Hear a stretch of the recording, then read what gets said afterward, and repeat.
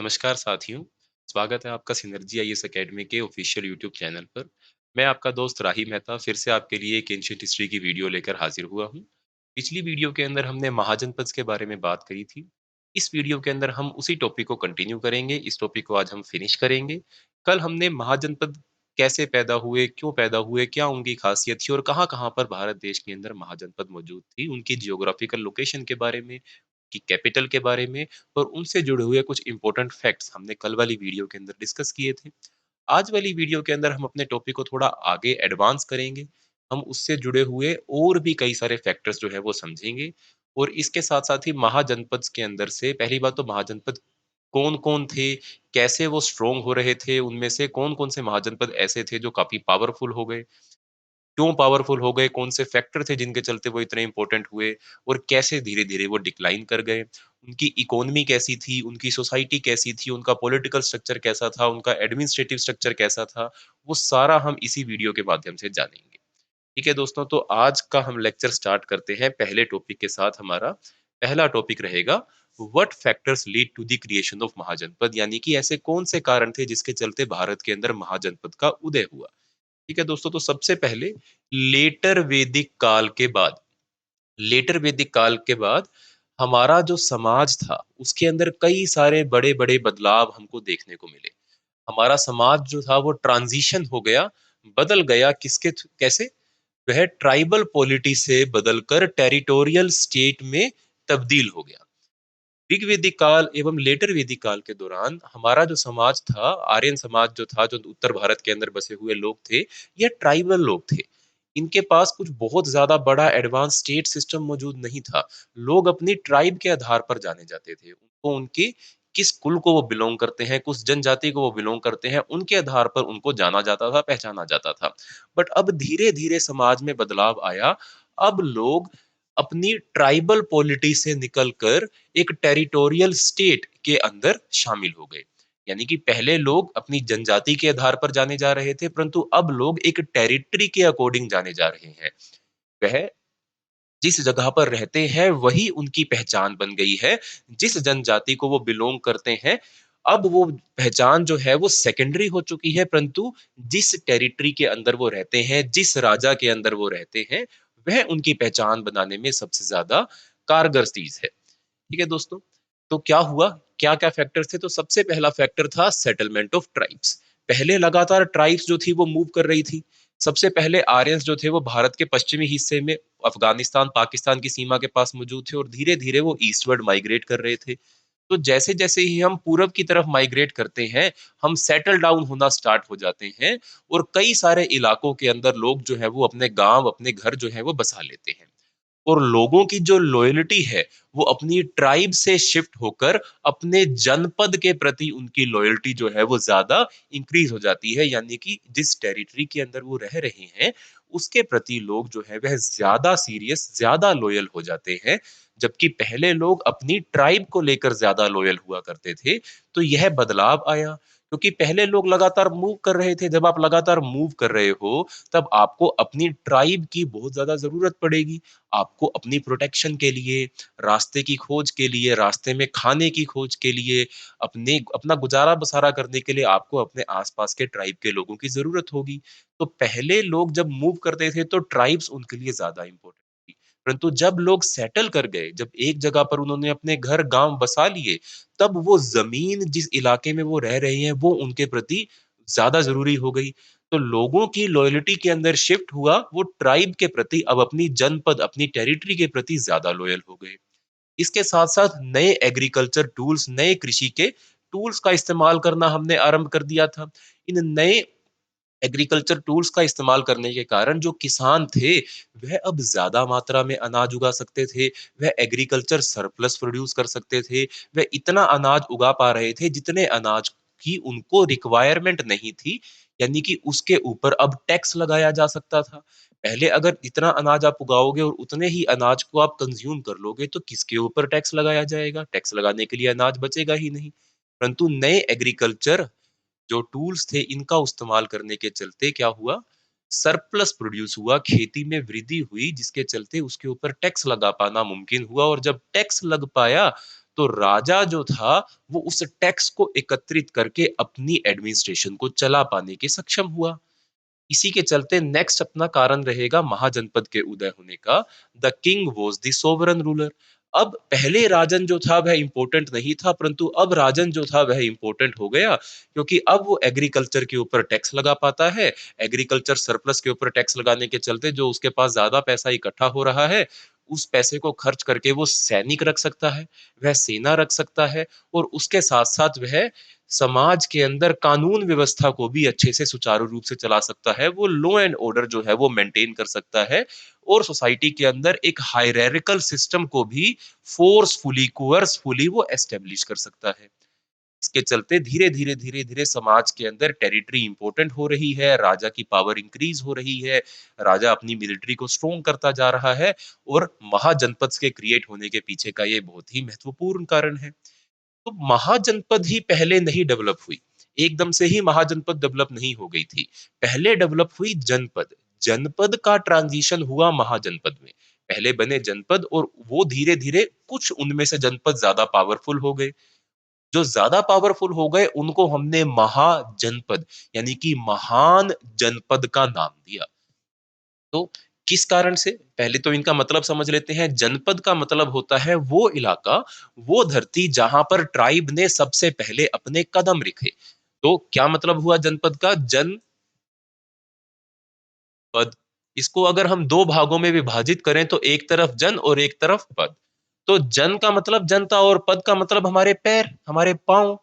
तो जहां जहां पर लोगों ने पहली बार अपने कदम रखे, जिस भूमि के अंदर वो कदम रखकर वहां पर जहां पर वो सेटल डाउन होना शुरू हुए, उस भूमि को हमने सबसे पहले नाम दिया जनपद का। ठीक है दोस्तों।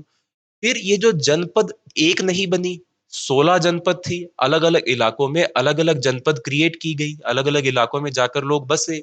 तो यह जनपद जो थी ये आपस में भी राइवलरी रखती थी। हर जनपद जो थी वो अपना टेरिटोरियल एरिया, अपना क्षेत्रफल इंक्रीज करना चाहती थी। वह दूसरी जनपद के लोगों को भी अपने कंट्रोल में लेना चाहते थे। वहां पर मौजूद जो संसाधन है, जो रिसोर्सेज है, उनको भी अपने कब्जे में लेना चाहते थे। तो इनके बीच की जो राइवलरी थी, इस राइवलरी के चलते ये जनपद जो थे ये आपस में कई सारी लड़ाइयां लड़ रहे थे। देवर फाइटिंग ईच अदर, और ताकि वो अपनी टेरिटरी को इंक्रीज कर सके, अपने ज्यूरिसडिक्शन को वह इंक्रीज कर सके। इसके साथ साथ महाजनपद जो थी, उन्होंने उन जनपद को रिप्रेजेंट किया जो दूसरे जनपद को जीत पाई। वह जनपद जो ज्यादा शक्तिशाली हो गई, जिन्होंने अपने आसपास की जनपद को डिफीट कर दिया, उन जनपद को ही हमने महाजनपद बोला। जो महान हो गई, जिनका टेरिटोरियल एरिया काफी इंक्रीज हो गया, जो काफी प्रभावशाली होने के चलते ज्यादा बड़े भूभाग के ऊपर रूल कर रही थी, ज्यादा जनता के ऊपर रूल कर रही थी, ज्यादा इलाके से टैक्स वसूल कर रही थी, जिसके चलते वो ज्यादा बड़ी सेना को अपने कंट्रोल में लेकर आने के सक्षम हो गई। उन जनपद को हमने महाजनपद बोला। और ये महाजनपद जो थी, यह एक राजा के द्वारा एडमिनिस्टर की जाती थी। इनका एक हेड जो था वो राजा हुआ करता था, और राजा को सहायता करने के लिए एक केंद्रीय एडमिनिस्ट्रेशन, सेंट्रल एडमिनिस्ट्रेशन को भी एस्टेब्लिश किया गया, जिसके चलते वह राजा की मदद करती थी, जिससे वह अपना कार्यभार संभाल सकता था। दोस्तों, यह थे फैक्टर्स जिनके चलते महाजनपद जो थी वह क्रिएट हुई, और किस प्रकार जनपद जो थी वो महाजनपद के अंदर ट्रांजिशन हो गई। अब नेक्स्ट आगे चलते हैं। What made Magadha the most powerful mahajanapada, यानी कि ऐसे कौन से कारण थे जिनके चलते मगध जो था वह सबसे शक्तिशाली, सबसे पावरफुल महाजनपद बन गया। तो हम जानते हैं टोटल 16 महाजनपद थी, कल हमने उनके बारे में पढ़ा था। और कल की वीडियो में भी मैंने आपको बताया था कि इन 16 महाजनपद में से मगध महाजनपद जो थी, जो पाटलिपुत्र के इलाके के अंदर थी, जिस महाजनपद की कैपिटल गिरिराज या राजगृह हुआ करती थी, वह जनपद मगध महाजनपद सबसे ज्यादा शक्तिशाली महाजनपद हुई, और इसी इलाके के अंदर मौर्यन वंश का भी उदय हुआ। तो ऐसे कौन से कारण थे जिसके चलते मगध महाजनपद सबसे ज्यादा शक्तिशाली महाजनपद हुई? इन कारणों को हम जानते हैं। पहला कारण जो था वो था नेचुरल बाउंड्रीज। जो इनकी प्राकृतिक सीमाएं थी, उनके चलते यह काफी ज्यादा सिक्योर थी। एवं इनकी बाउंड्री जो थी, मगध महाजनपद की बाउंड्री जो थी, एक तरफ उनके गंगा नदी, एक तरफ उनके सोन नदी, और एक तरफ उनके चंपा नदी, यानी कि तीन तरफ से मगध महाजनपद को 3 नदियों ने घेरा हुआ है, एक उत्तर में, एक पश्चिम में और एक पूरब के अंदर। और इसके साथ-साथ इनकी जो सीमाएँ थी ये काफ़ी ज़्यादा बड़ी हुई थी। इन नदियों का इस्तेमाल करके यह लोग जो थे वो अपने आप को प्रोटेक्ट भी कर सकते थे। इसके साथ-साथ मगध का जो इलाका है, वह पाटलिपुत्र के आसपास का जो क्षेत्र है, मगध के आसपास का जो क्षेत्र है, ये 5 पहाड़ियों से घिरा हुआ क्षेत्र है। जिसके चलते ये 5 पहाड़ियाँ जो है, ये मगध को प्राकृतिक फोर्टिफिकेशन प्रोवाइड करती हैं। नेचुरल फोर्टिफिकेशन प्रोवाइड करती हैं। इसको हम प्राकृतिक किलाबंदी बोलेंगे हिंदी के अंदर। जैसे कि जो राजा महाराजा हुआ करते थे, वह अपने प्रशासन, अपने राज को बचाने के लिए एक अपने किले के, अपने महल के आसपास एक किले का निर्माण करते थे, ताकि अगर उनके ऊपर कोई आक्रमण हो जाए, तो आक्रमणकारी जो है वो महल के अंदर भीतर ना हो सके। किले की ऊंची-ऊंची मजबूत दीवारें उनको बाहरी सेना के आक्रमण से बचा सकती थी। अब पाटलिपुत्र के अंदर तो 5 तरफ क्या है, मगध के तो 5 तरफ क्या है, पहाड़ियाँ हैं। यानी कि ये प्राकृतिक किलाबंदी का काम कर रही हैं।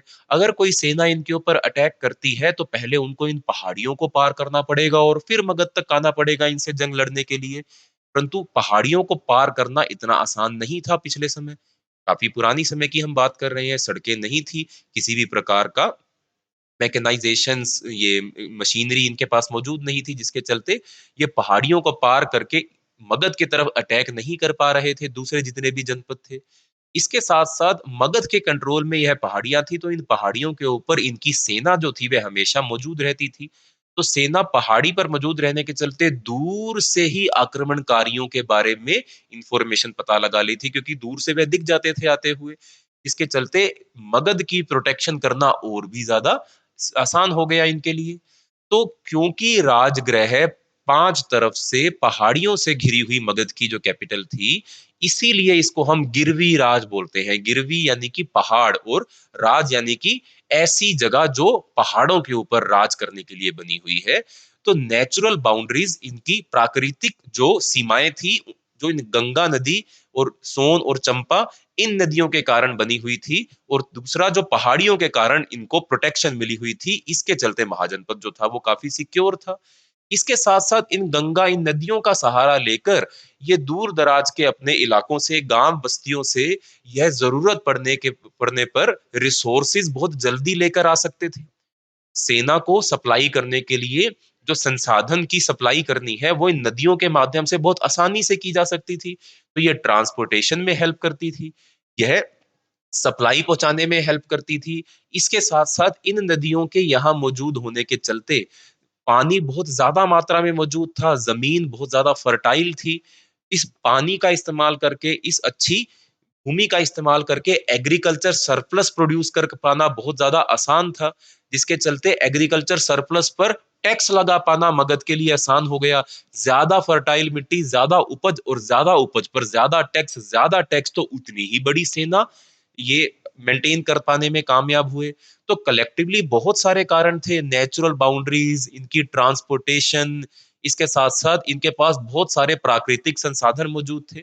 मगध के आसपास के जंगलों के अंदर भरपूर मात्रा में एलिफेंट्स मौजूद थे। इन एलिफेंट्स का इस्तेमाल करके बड़े माल को ढोया जा सकता था। इसके साथ-साथ इन एलिफेंट्स को सेना के अंदर शामिल किया जाता था। भारतीय सेना का एक प्रमुख हिस्सा जो था वह हाथी हुआ करते थे, और मगध के जंगलों के आसपास बहुत भारी मात्रा में हाथी होने के चलते इनको कैप्चर करके, इनको ट्रेन करके सेना में इस्तेमाल करना काफ़ी आसान था। इसके साथ-साथ इनके इलाके के अंदर काफ़ी भारी मात्रा में जंगल भी मौजूद थे। जंगल को काट कर लकड़ी से आप हथियार बना सकते हो, लकड़ी को काटकर आप घर बना सकते हो, उससे आप रथ बना सकते हो, उससे आप बैलगाड़ी बना सकते हो। तो भरपूर लकड़ी होने के चलते ये अपने पास ज़्यादा मात्रा में बैलगाड़ियाँ, ज़्यादा मात्रा में रथ, बड़े-बड़े घर, बड़े-बड़े महल एवं हथियार जो थे यह बना पा रहे थे। इसके साथ-साथ यहाँ पर कई प्रकार के मिनरल भी मिलते हैं। हम जानते हैं पाटलिपुत्र के इलाके के पास ही, उसके दक्षिण में ही हमारे पास मौजूद है छोटा नागपुर प्लेट्यू, रांची प्लेट्यू या हजारीबाग प्लेट्यू, जहाँ पर भारत का सबसे ज़्यादा मात्रा में आयरन मिलता है, लोहा मिलता है। उस लोहे को ये आसानी से एक्सट्रैक्ट कर सकते थे, क्योंकि जियोग्राफिकली वो इलाका इनके कंट्रोल में था और इनके पास था। उस आयरन का इस्तेमाल करके यह हथियार बना सकते थे, एग्रीकल्चर टूल्स बना सकते थे। तो ज़्यादा भारी मात्रा में आयरन होना, मिनरल होना भी इनके लिए एक बहुत ही अच्छा कारण था। अगला यहाँ पर भारी मात्रा में रेनफॉल भी होती थी और वो रेनफॉल जो थी वो सारा साल फसलों को ग्रो करने में मदद भी करती थी। एंड इसके साथ-साथ कई सारे इकोनॉमिक आर्थिक कारण भी थे। इनकी लोकेशन जो थी वो बहुत ही ज़्यादा स्ट्रैटेजिक थी। यह भारत के थोड़ा-सा पूरब के हिस्से में आज के पाटलिपुत्र के हिस्से में मौजूद थे, जो कि एक बहुत बड़े ट्रेड सेंटर को कनेक्ट करता था। उस ट्रेड सेंटर के मध्यस्थ में बैठा हुआ मगध, मध्यस्थ में बैठा हुआ पाटलिपुत्र जो था, वह उस ट्रेड पर भारी मात्रा में टैक्स लगा सकता था और उस टैक्स से वह भारी बड़ी सेना को मेंटेन कर सकता था। तो कई सारे economic factor, transportation, natural resources एवं प्राकृतिक जो सीमाएँ थी, इन सब के चलते मगध जो था वह सबसे ज्यादा पावरफुल महाजनपद के रूप में डेवलप हुआ। ठीक है दोस्तों, आगे चलते हैं। नेक्स्ट रहेगा हमारा पॉलिटिकल फैक्टर्स कौन से थे जिसके चलते मगध बहुत पावरफुल हुआ। राजनीतिक कारण थे कि मगध के जो रूलर्स थे उन्होंने मैट्रिमोनियल अलायंस यानी कि वैवाहिक गठबंधन इन्होंने क्रिएट किए। इन्होंने कई और जनपद के साथ, उनकी बेटियों के साथ, उनकी बहनों के साथ, उन राजाओं की बहनों और बेटियों के साथ इन्होंने विवाह संबंध रचाए, जिसके चलते ये दूसरे इलाकों के अंदर भी अपनी पहुंच, अपनी पकड़ को मजबूत कर पाने में कामयाब रहे। और इसके साथ-साथ बहुत he able powerful rulers Bimbisara एवं अजात शत्रु, यह 2 रूलर्स बहुत ही पावरफुल और बहुत ही कह लीजिए एफिशिएंट रूलर थे जो मगध के ऊपर रूल करके गए। इनकी एफिशिएंसी के चलते, इनके द्वारा बनाई गई एक पावरफुल सेना के चलते मगध जो था वह बहुत ज़्यादा शक्तिशाली हो गया। ठीक है दोस्तों, तो यह था मगध के बारे में। अब हम जनरली जितनी भी महाजनपद थी उन सबके कुछ जो कॉमन फीचर हैं उनको समझेंगे। इनकी एडमिनिस्ट्रेशन, सोसाइटी, इकोनॉमी, पॉलिटी इनके बारे में हम जानेंगे। तो हम स्टार्ट करेंगे आज महाजनपद की एडमिनिस्ट्रेशन यानी कि किस प्रकार से यह लोग अपने आप को एडमिनिस्टर किया करते थे, किस प्रकार से यह अपना कार्यभार जो थे वह चलाते थे। तो महाजनपद जो थी यह राजा के द्वारा रूल की जाती थी, यह तो हम समझ चुके हैं। और इसको सपोर्ट करने के लिए एक काउंसिल ऑफ मिनिस्टर बनाई जाती थी या कि मंत्री गण बनाया जाता था, मंत्री परिषद बनाई जाती थी, जो राजा को एडवाइस करता था किस काम, उसको क्या काम करना है, क्या डिसीजन लेना है, क्या नहीं लेना है। इसके साथ-साथ इस एडमिनिस्ट्रेशन को, इस पूरे के पूरे प्रजातंत्र को अलग-अलग विभागों के अंदर बाँटा गया था, जैसे कि फाइनेंस, जैसे कि जस्टिस, जैसे कि डिफेंस। अलग-अलग विभाग में बाँटने से क्या फ़ायदा हुआ? काम डिस्ट्रीब्यूट हो गया। अलग-अलग अधिकारी जो थे वो अलग-अलग विभाग के लिए रिस्पॉन्सिबल हुआ करते थे और राजा को जिस विभाग के बारे में जानकारी लेनी है और जिस विभाग के बारे में फैसला लेना है, उसी से संबंधित अधिकारियों से वह अपनी मीटिंग करके उस विभाग के ऊपर फैसला लेने में सक्षम हुआ करते थे। इसके साथ-साथ महाजनपद की जो सबसे छोटी इकाई हुआ करती थी, जो सबसे बेसिक यूनिट हुआ करती थी, उसको हम ग्राम बोलते थे। जब एक ग्राम दूसरे ग्राम से युद्ध में चला जाता था, तब उसे हम संग्राम बोलते थे। इसके साथ-साथ विलेज को, गाँव को हेड करने वाले व्यक्ति को हम गामिनी बोला करते थे। और इसके साथ-साथ जो ऑफिसर सैनिकों की देखभाल करता था, हाथियों की देखभाल करता था एवं घोड़ों की देखभाल करता था या इनको ट्रेन किया करता था, उनको भी गामिनी का ही नाम दिया जाता था। यानी कि गामिनी एक ऐसा ऑफिसर था जो विलेज का लीडर भी था, जो सोल्जर्स का ट्रेनर भी था, एलिफेंट एंड हॉर्सेस का ट्रेनर भी था, उनका मैनेजर भी था। सबसे निचले स्तर के ऊपर जो सबसे इंपॉर्टेंट पोजीशन महाजनपद के अंदर थी, वो गामिनी पोजीशन कहलाई जाती थी या गामिनी ऑफिसर उनको बोला जाता था। नेक्स्ट आगे चलते हैं दोस्तों। किंगडम जो थी, इनका खुद का एक टैक्सेशन सिस्टम हुआ करता था, यानी कि कर लगाने का एक पूरा इनका सही तरीके का सिस्टम था। उस सिस्टम का यह इस्तेमाल करते थे और लोगों से टैक्स यह कलेक्ट किया करते थे। इसके साथ-साथ जो एडमिनिस्ट्रेशन थी, यह इलेक्टेड किंग, चुने हुए राजा के द्वारा भी चलाई जा सकती थी और उस राजा को सपोर्ट करने के लिए क्लैन्स एंड फैमिलीज जो थी, वह मौजूद रहती थी काउंसिल ऑफ मिनिस्टर के रूप में, जो राजा को कोई भी बड़ा फैसला लेने से पहले एडवाइस किया करते थे। ठीक है दोस्तों, ये था महाजनपद से रिलेटेड एडमिनिस्ट्रेटिव सिस्टम। अब हम बात करते हैं इनकी सोसाइटी के बारे में। ठीक है, तो सोसाइटी जो थी दोस्तों, हम जानते हैं कि ऋग्वेदिक काल के बाद जब लेटर वैदिक काल आरंभ हुआ था, तब सोसाइटी जो थी वह चतुर्वर्ण सिस्टम के अंदर डिवाइड हो चुकी थी। ये चतुर्वर्ण सिस्टम जो था, इसको भी हमने वैदिक काल के अंदर बहुत डिटेल में समझा था, ऋग्वेद का 10वां मंडल, पुरुष सूत्र। ठीक है दोस्तों, तो अब सोसाइटी जो थी वह अलग अलग क्लासेस के अंदर डिवाइड हो गई थी। Nobles, traders, farmers and labourers, इन सभी लोगों को आर्थिक दृष्टिकोण से डिवाइड किया गया था।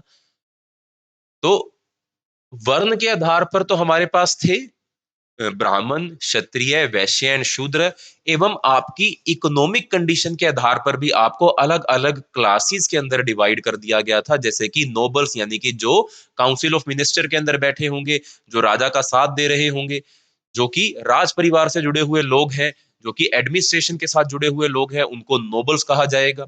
इसके अलावा ट्रेडर, व्यापारी भी मौजूद होंगे, किसान भी मौजूद होंगे और कुछ मजदूर भी मौजूद थे हमारे समाज के अंदर। कास्ट सिस्टम भी डेवलप हो चुका था, बट आज के जैसा कास्ट सिस्टम या वैसा कास्ट सिस्टम जो गुप्ता काल के दौरान एमर्ज हुआ और गुप्ता काल के बाद भी आज तक वह जीवित है, जो बहुत ही ज्यादा कॉम्प्लेक्स हो चुका है, इसमें सैकड़ों जातियां मौजूद हैं, ऐसा कास्ट सिस्टम अभी महाजनपद पीरियड के दौरान पूरी तरीके से डेवलप नहीं हुआ था। इसके साथ साथ किसान जो थे, उनको डिनोट करने के लिए दो शब्दों का इस्तेमाल किया जाता था। किसानों को कसका या फिर क्षेत्रिका बोला जाता था। किसानों को दो टर्म से डिनोट किया जाता था, किसानों को कसका एवं क्षेत्रिका बोला जाता था। इसके साथ साथ जो स्लेवरी थी वह भी मौजूद थी। इन स्लेव्स का इस्तेमाल किया जाता था अपने घरों में और खेतों में मैन्युअल काम करवाने के लिए। ठीक है दोस्तों, मैरिज अलायंस भी मौजूद थी और इंटर स्टेट रिलेशन, अंतर राज्यीय रिलेशंस को मेंटेन करने के लिए, गठबंधन बनाने के लिए मैरिटल अलायंस, शादीशुदा वैवाहिक गठबंधनों का इस्तेमाल किया जाता था। इसको अभी हमने थोड़ी देर पहले भी डिस्कस किया था। ठीक है दोस्तों, तो यह था महाजनपद पीरियड का समाज। अब हम बात करते हैं महाजनपद पीरियड की इकोनॉमी के बारे में। तो महाजनपद पीरियड के दौरान जो इकोनॉमिक कंडीशन थी, उनमें सबसे इंपॉर्टेंट फीचर था एग्रीकल्चर। एग्रीकल्चर इनकी मेन ऑक्यूपेशन थी। ज्यादा लोग जो थे वह खेती से जुड़े हुए थे और खेती काफी ज्यादा प्रभावशाली हो चुकी थी, काफी ज्यादा इंपॉर्टेंट हो चुकी थी। इसके साथ साथ क्योंकि महाजनपद पीरियड के दौरान देश के अंदर दूसरी शहरीकरण की वेव आई, सेकंड अर्बनाइजेशन फेज आता है महाजनपद पीरियड के दौरान। पहला अर्बनाइजेशन फेज जो था वह इंडस वैली सिविलाइजेशन के दौरान आया। अब दूसरा अर्बनाइजेशन, दूसरा शहरीकरण का दौर जो था वह महाजनपद पीरियड के दौरान आया। तो शहरों में रहने वाले लोग जो है वह खेती नहीं करते हैं, शहरों में रहने वाले लोग ट्रेड एंड कमर्स ज्यादा करते हैं, व्यापार ज्यादा करते हैं। तो इसके चलते ट्रेड एंड कमर्स की जो एक्टिविटी थी, व्यापार जो था वह भी फली फूल रहा था और कई प्रकार के ट्रेड रूट, व्यापारिक रूट जो थे वह एस्टेब्लिश हो चुके थे, जिनका इस्तेमाल करके लोग आयात और निर्यात सामानों का किया करते थे। ठीक है दोस्तों, इसके साथ साथ इकोनॉमी डेवलप होने के चलते, आर्थिक स्थितियां डेवलप होने के चलते अब कॉइनेज का इस्तेमाल होना भी आरंभ हो गया, सिक्कों का इस्तेमाल होना भी आरंभ हो गया था। सिक्के जो थे, जितनी भी किंगडम थी, जितनी भी महाजनपद थी, अपने अपने सिक्के यह खुद ही मिंट किया करते थे एवं सिल्वर एवं कॉपर से बने हुए सिक्के जो थे वह इस्तेमाल किए जाते थे। चांदी एवं कॉपर के बने हुए, तांबे के बने हुए सिक्कों का इस्तेमाल किया जाता था। और सबसे पहले पंच मार्क्ड कॉइन्स जो थे वह महाजनपद पीरियड के दौरान ही हमको देखने को मिले। पंच मार्क्ड कॉइन्स के ऊपर अलग अलग प्रकार के सिंबल्स को एक मेटल के सिक्के के ऊपर किसी औजार से पंच कर दिया जाता था, इसलिए इन्हें पंच मार्क्ड कॉइन्स बोला जाता है। यहाँ पर आपको एक तस्वीर भी दिखाई गई है पंच मार्क्ड कॉइन्स की। अलग अलग प्रकार की कलाकृतियां जो थी वो इन पंच मार्क्ड कॉइन्स के ऊपर बनाई जाती थी। ठीक है दोस्तों, तो यह थी महाजनपद पीरियड की इकोनॉमी। अब बात करते हैं इनके रिलीजन के बारे में। तो महाजनपद पीरियड का जो रिलीजन था वो बहुत ही ज्यादा डाइवर्स था। उसके अंदर अलग अलग प्रकार के धर्म जो थे वह मौजूद थे। वैदिक धर्म, हिंदू धर्म तो मौजूद था ही था, इसके साथ साथ बुद्धिज्म और जैनिज्म भी इस दौर के अंदर एग्जिस्टेंस में आ चुका था। तो किसी महाजनपद ने बुद्धिज्म को सपोर्ट किया, किसी महाजनपद ने जैनिज्म को सपोर्ट किया। अलग-अलग महाजनपद ने या एक ही महाजनपद के काल के अलग-अलग राजाओं ने अलग-अलग धर्मों को सपोर्ट किया, जिसके चलते यह धर्म जो थे वह भारत के अंदर काफ़ी ज़्यादा प्रचलित हुए। हिंदुइज़्म के साथ-साथ बुद्धिज्म और जैनिज्म ये तीनों ही धर्म जो थे वो महाजनपद पीरियड के दौरान काफ़ी ज़्यादा पॉपुलर थे। इसके साथ-साथ मिलिट्री कैसी थी इनकी ये भी हम देख लेते हैं। महाजनपद पीरियड के दौरान मिलिट्री कैसी हुआ करती थी। ये पहला ऐसा पीरियड था जब महाजनपद ने या देश के अंदर किसी भी राजा ने अपनी खुद की एक अच्छी ऑर्गेनाइज्ड स्टैंडिंग आर्मी को खड़ा किया। इससे पहले जितनी भी आर्मीज़ थी आपकी इंडस वैली सिविलाइजेशन के दौरान, सिंधु घाटी सभ्यता के दौरान तो आर्मी थी ही नहीं, या फिर अगर थी भी तो भी उसके सही मायने के अवशेष हमको नहीं देखने को मिले। दूसरा, वैदिक काल के दौरान राजा के पास अपनी खुद की पर्सनल आर्मी नहीं हुआ करती थी। राजा अपनी ट्राइब्स पर डिपेंड करता था जंग के दौरान आर्मी की सप्लाई के लिए, सैनिकों की सप्लाई के लिए। परंतु महाजनपद पीरियड पहला ऐसा पीरियड था भारत का जब लोगों ने, राजाओं ने पहली स्टैंडिंग आर्मी अपनी एस्टेब्लिश करी। ठीक है दोस्तों, इसके साथ-साथ ये आर्मीज़ जो थी ये राजा को ही लॉयल हुआ करती थी और ये आर्मीज़ कई प्रकार के कॉन्फ्लिक्ट के अंदर इन्वॉल्व रही। आपस में ही महाजनपद काफ़ी ज़्यादा लड़ते थे, तो उन जंगों के अंदर ये आर्मी जो थी वो काफ़ी ज़्यादा इन्वॉल्व रहा करती थी। इसके साथ-साथ अगला टॉपिक हमारा रहेगा art and architecture of mahajanapada period. इस महाजनपद पीरियड के दौरान कई प्रकार का यूनिक तरीके का आर्ट, कला एवं आर्किटेक्चर जो था वह डेवलप हुआ। यहाँ पर हमको सबसे पहले स्तूप देखने को मिले एवं बड़े-बड़े पैलेसेस देखने को मिले। स्तूप जो थे वह महाजनपद पीरियड के दौरान, स्तूप एक बुद्धिस्ट आर्किटेक्चर है जो महाजनपद पीरियड के दौरान बनाए गए। और इसके साथ-साथ मौर्य टाइम में या मगध के टाइम में बड़े-बड़े महल भी बनाए गए, परंतु यह महल जो थे ये मोस्ट प्रोबेबली लकड़ी के बने हुए थे, जिसके चलते इनके सही अवशेष हमको देखने को नहीं मिलते हैं। इनके पूरे अवशेष हमको देखने को नहीं मिलते हैं। इसके साथ-साथ इनकी दीवारों पर, इनके महलों की दीवारों पर या इन स्तूपों की दीवारों के ऊपर अपने-अपने रिलीजियस बिलीफ, धार्मिक बिलीफ्स को डिस्प्ले करने के लिए उन धर्मों के साथ जुड़ी हुई कहानियों के स्कल्पचर एवं मूर्तियाँ एवं कार्विंग्स इन सब को दीवारों के ऊपर, स्तूप की, टेम्पल की, पैलेस की दीवारों के ऊपर बनाया जाता था। ठीक है दोस्तों? तो आर्ट एंड आर्किटेक्चर जो था वह काफ़ी ज़्यादा विकास हो रहा था उनका महाजनपद पीरियड के दौरान, और लोग भले भाँति-भाँति के आर्ट एंड क्राफ्ट को फ़ॉलो कर रहे थे, आर्किटेक्चर को बना रहे थे। ठीक है दोस्तों? नेक्स्ट आगे चलते हैं। What is the significance of the mahajanapada period with regard to the early Indian history? तो क्या महत्वता है महाजनपद पीरियड की भारत की हिस्ट्री के अंदर?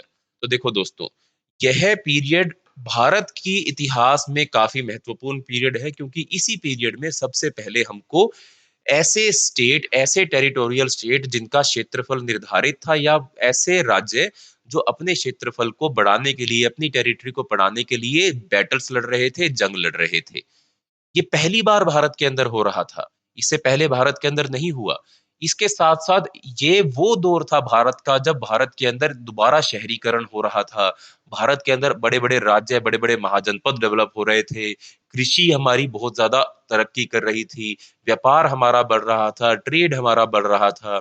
इसके साथ-साथ धीरे-धीरे, धीरे-धीरे धार्मिक बदलाव देश के अंदर आ रहे थे।